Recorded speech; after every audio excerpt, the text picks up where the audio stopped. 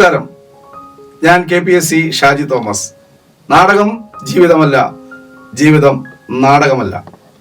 എൻ്റെ ഒരു നാടകാനുഭവത്തിലേക്ക്. വെള്ളൂര് ന്യൂസ് പ്രിന്റിൽ മണിയപ്പൻ മാഷിന് നാടകം ചെയ്യാൻ അവസരം കിട്ടി. മണിയപ്പൻ മാഷ് എവിടെ നാടകം ചെയ്യാൻ പോയാലും മാഷ് ആദ്യം വിളിക്കുന്നത് തന്നെയായിരിക്കും. എടാ വന്നണ്ടാ, ഞാനാണെങ്കിൽ റെഡിയല്ലേ. ഞങ്ങൾ ഒരുമിച്ച് പോയി. അവിടെ ചെയ്ത നാടകം കളിയാട്ടം എന്നൊരു നാടകമായിരുന്നു. തെയ്യമായിരുന്നു വിഷയം. അപ്പൊ മാഷ് എന്നോട് പറഞ്ഞു, എടാ അവിടെ നമുക്കൊരു നാടകം ചെയ്യണം, എന്നാൽ വിഷയം നമുക്ക് തെയ്യം എടുക്കാം.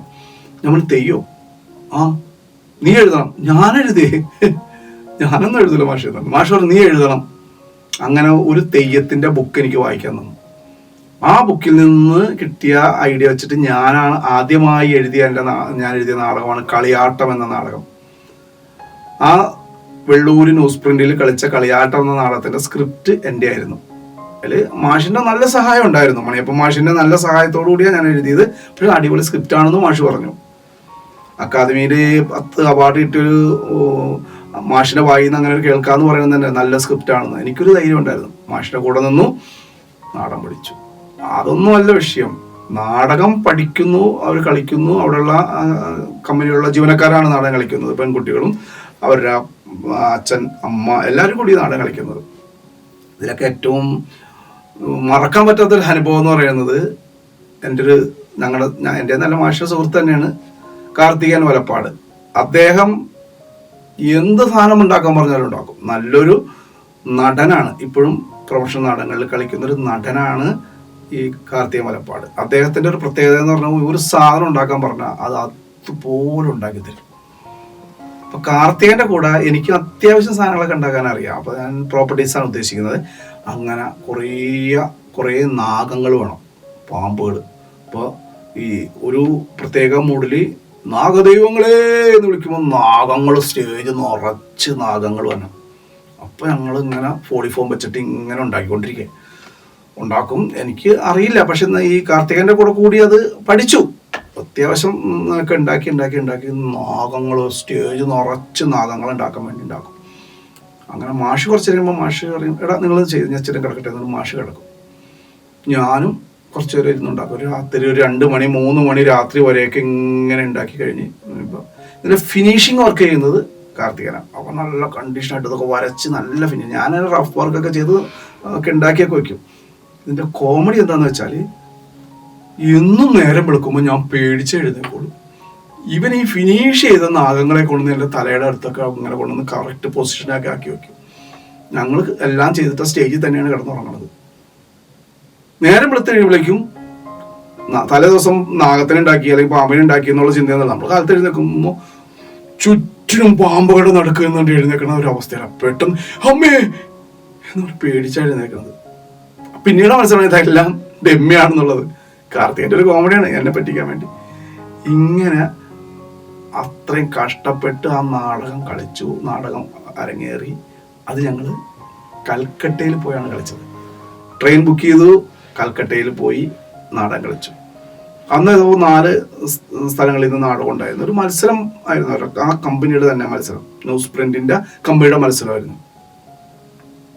ആ നാടകത്തിന് അവിടെ കൽക്കട്ടയിൽ വെച്ച് ഫസ്റ്റ് കിട്ടിയിട്ട് തിരിച്ച് ഞങ്ങൾ ട്രെയിനിന് പോരാനുള്ള കൽക്കട്ടയിൽ നിന്ന് മദ്രാസിൽ നിന്ന് അടുത്ത ട്രെയിനിൽ കൊച്ചിയിലേക്ക് വന്നു.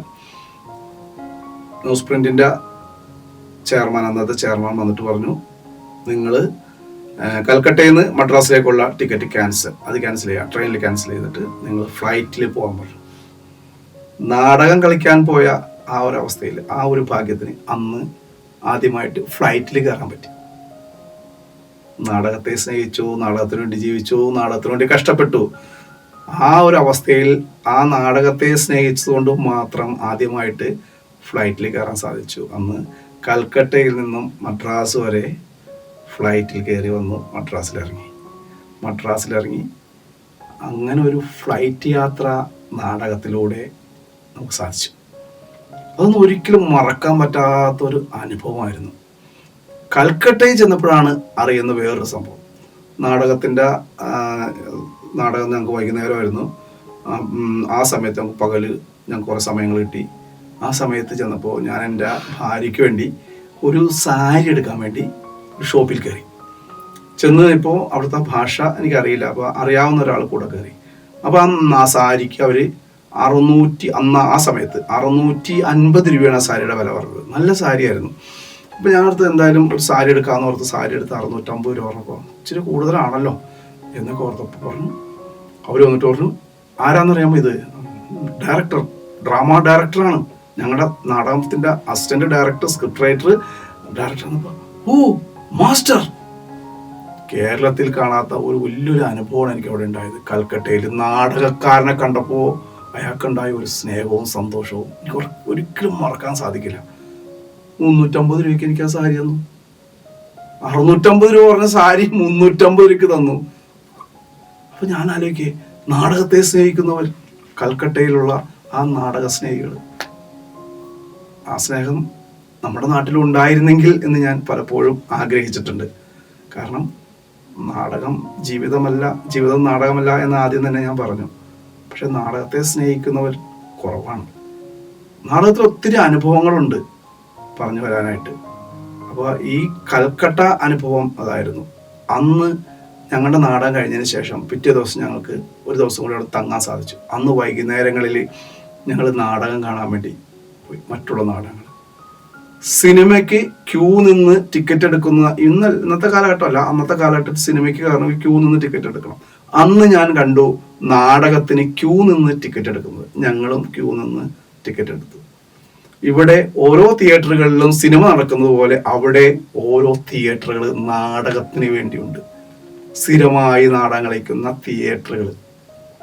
ഞാനും ആഗ്രഹിച്ചു നമ്മുടെ കേരളത്തിലും അതുപോലെ ഒരു തിയേറ്റർ ഉണ്ടായിരുന്നെങ്കിൽ എന്ന് അന്ന് ഞാൻ ആലോചിച്ചിരുന്നു. ഉണ്ടാവും. നമ്മുടെ നാട്ടിലും നമ്മുടെ കേരളത്തിലും നാടകങ്ങൾ കളിക്കുന്ന ഒരു തിയേറ്റർ, നാടകം എല്ലാം ടിക്കറ്റ് എടുത്ത് കാണാൻ ഒരവസ്ഥയിലേക്ക് പോകുന്നൊരു അവസ്ഥ വരും എന്ന് എൻ്റെ മനസ്സിൽ ഞാൻ പ്രാർത്ഥിക്കുന്നു. കഷ്ടപ്പാടും ദുരന്തങ്ങളിലൂടെ കടന്നു പോകുന്ന ഓരോ നാടകക്കാരും ചിന്തിക്കുക, നല്ലൊരു റിസൾട്ട് നിങ്ങൾക്കുണ്ടാവും. നന്ദി, നമസ്കാരം.